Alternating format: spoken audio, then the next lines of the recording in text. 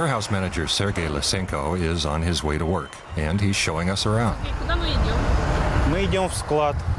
We're going to the granary, where we store our winter wheat. They're just loading a truck with the wheat for transport. The wheat was harvested at the end of August.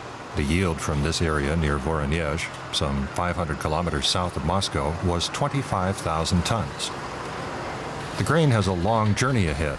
The biggest importers of Russian wheat are Egypt, India, Bangladesh, and Pakistan. We asked Sergei what he's focused on right now. We have to make sure the grain is loaded properly and that it doesn't get crushed.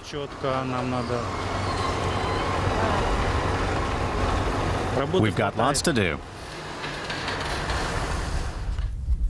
Vladimir Aleyevich is a wheat farmer in the region around Voronezh.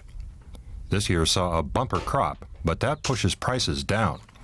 At about $263 a ton of wheat on the international market costs $26 less than last year.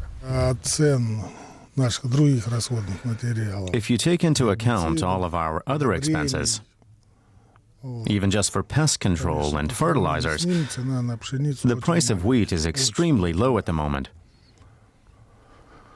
You just can't make ends meet with a price like that. Exporters also face logistical problems, particularly when it comes to shipping their supplies out of Russian ports. Russia will always harvest more than it consumes, so we'll always be wheat exporters.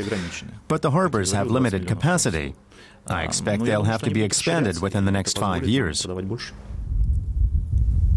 By now, most wheat fields across Russia have been harvested. But the high yield will not stop farmers from sowing just as much seed next year.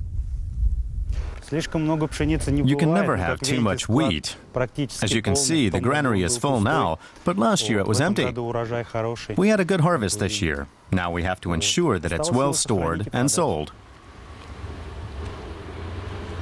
To regain their position as leading wheat suppliers on the global market, Russian farmers are selling their grain cheaply. They hope that will help them regain market share.